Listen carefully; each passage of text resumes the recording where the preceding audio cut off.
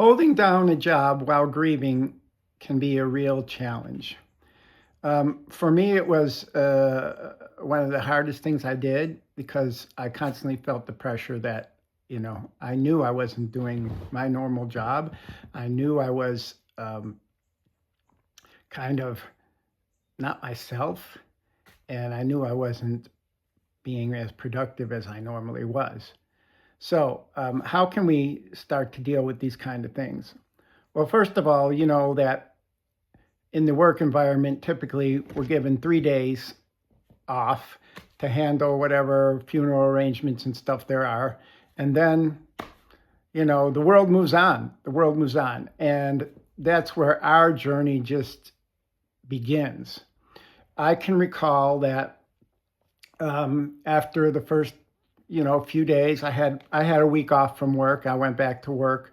However, in those coming months is where my grief really settled in because you get the initial shock of handling all the unexpecteds that surround a sudden loss.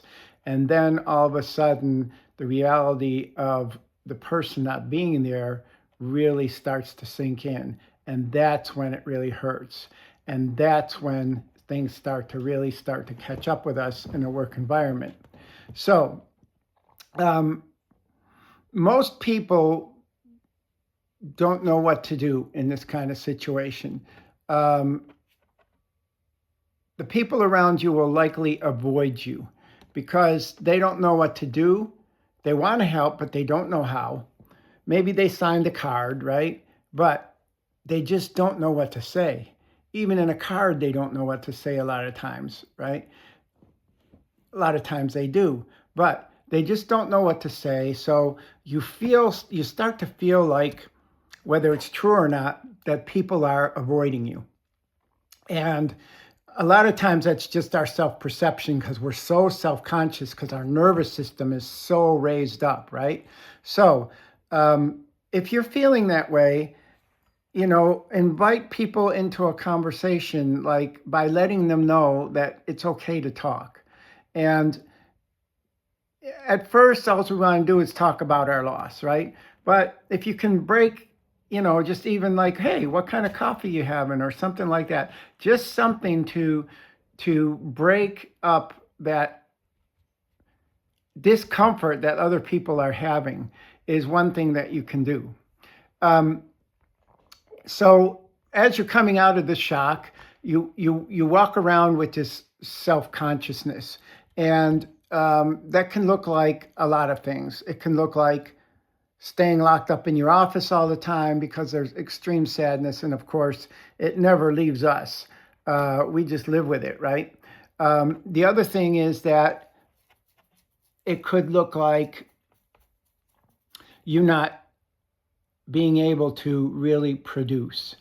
And that's where it gets scary because most of us know, and most of us are, people that want to do a good job. And we know when we're not doing a good job, what that kind of means. So hopefully you have a supportive environment. But if you don't, that's another thing we'll get to here in a minute. But the main thing is, if you have a supportive environment, please be clear and share with your coworkers what you're feeling right now, because they're going to ask, how you doing today? And you can either say fine, or you can be honest and say, I'm not having the greatest day. I think, if you keep it brief, I think being authentic to your feelings and where you are is really what's important. They may not know what to say, and they likely won't. But at least they'll know where you're at, and you'll have said where you're at, and everybody will be able to be in that space and work together. As far as productivity challenges, I would say go to your boss. Your boss knows that you had a loss, and some managers and bosses are more sensitive to things than others, right? Like, I imagine I worked at a big company, a Fortune 500 company, and my boss was very understanding. And he was very supportive and said, if you need to take an hour or two off here, or if you need to take some time off, whatever, do that. And, he didn't ask. He did a really great job with that. But if you're in a smaller place, sometimes managers aren't that understanding. But I want to believe that most people are human beings. So that if you go and talk to them as a human being, say, I just lost a kid, they likely have children too. And they likely will, inside, somewhere at a gut level, understand what this is like for you to go through. Or if you lost your spouse, they're going to understand. Just tell them, hey, I'm trying to figure out my whole life by doing this by my own self. And I just don't know the way. And so I'd appreciate your patience and understanding around that. I think that can really help. Also, perhaps maybe ask for flex time. Like, it's hard enough to get out of bed. Sometimes it's hard enough just to get going in the mornings when we're grieving. So perhaps ask if you can flex your time a little bit, if there's some understanding around that. I think that most employers these days, unless you work like in an auto shop where people have to be there on time and, because people are coming for appointments, or in a doctor's office, try to work out something where a coworker helps cover you for a little bit in case you're late, or that, you sit with your boss and some other people and say, hey, I really need some help for a short time. And I really want you to I would appreciate if you worked with me to get through this. So the other thing that I encourage you to do is to go to human resources. Now, if you're in a small company, don't know what that looks like, but you typically have somebody who's a human resource person who knows the rules, who knows the workplace rules and the constraints that your company has. My human resource department was aware of my situation, and they were really supportive. In fact, my boss was really good, so he was my front line. But for most people, human resources can be your front line in case you have management that challenges you and, is asking more of you than you can deliver right now. So it's really important to be able to be open and honest and not put your head down and try to hide. I remember trying to do my job to the best of my ability and failing miserably every day. And that took a lot out of me in terms of my own energy, but it also made me tired. And it made me even perform even worse because I just felt I was putting more pressure on myself. So, flex time, talked about that. Also, I found it very helpful to have a confidant at work. Somebody who's a close friend, who will support you in ways, whatever that is. Now, sometimes even they get tired of talking about the same thing. But when you have a confidant, I found that every day is different. And every day I needed a different level of support, whatever that looked like. Maybe I need you to help me make a schedule. Maybe I needed help thinking through something because my brain, wasn't its normal self. Maybe I needed some advice as talking to the boss. Maybe I needed just a friend to go and sit with me or walk down the hallway or take a lap with me or walk with me at lunchtime. A confidant can be a really strengthening thing in the workplace. So as far as proving yourself over and over, that's a hard thing. I remember, in my situation, I worked for a year and then the grief just took me down and I just couldn't do it anymore. I was becoming more and more unproductive. I was afraid to lose my job. I went to my boss and I said, I need to leave.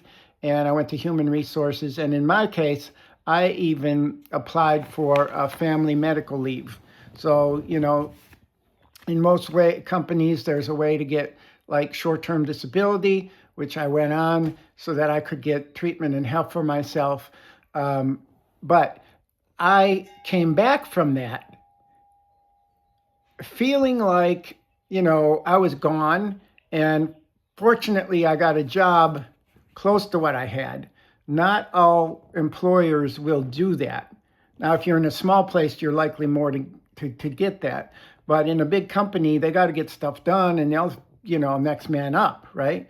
So I was fortunate to work myself back into the position that I had. But, you know, it's hard enough to come back from work into the job that you know.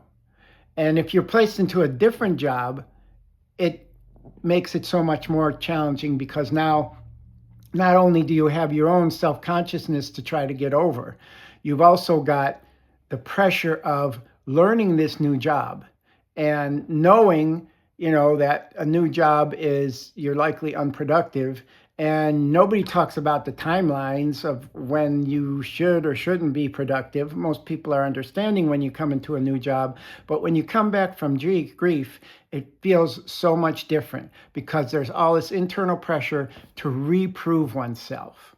Okay. And my experience was that, I never really got to the place, even after several years, of being able to demonstrate, even though I was doing work and I was doing a good job, okay? But I felt this stigma, this unspoken thing that, Harold's not himself, hasn't been himself, and he's just not the same person that he was before.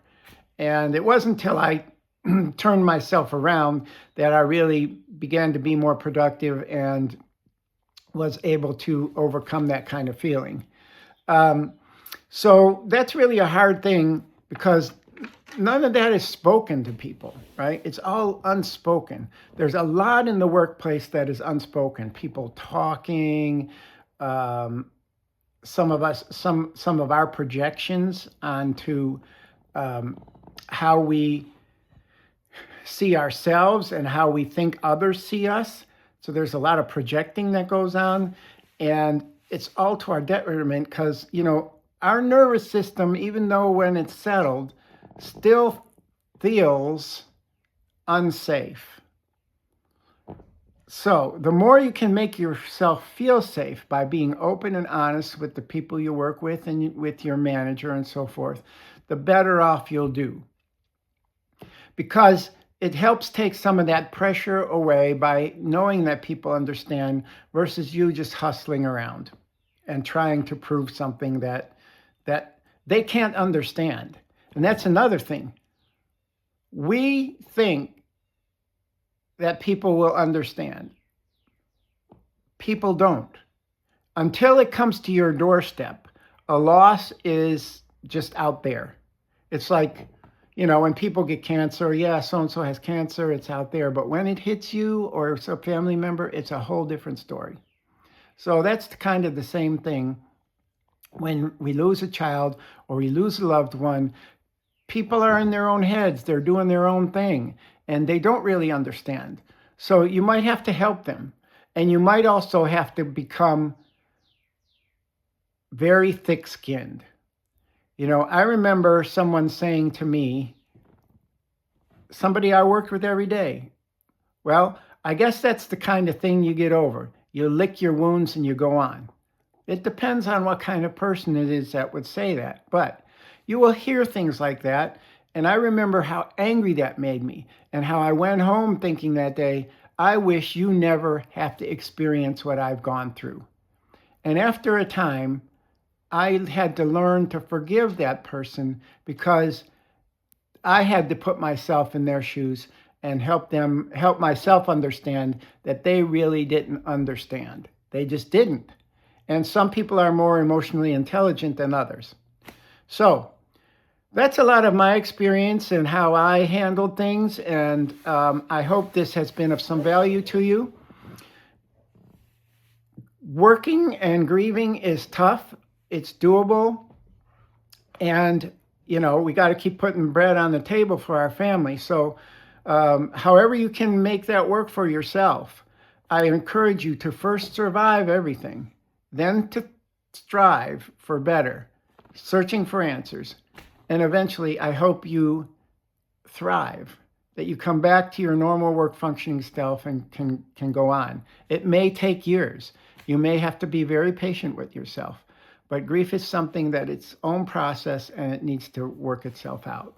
So I hope to see you in my next video. There's lots of topics on my page here for you to delve into, and thank you for listening.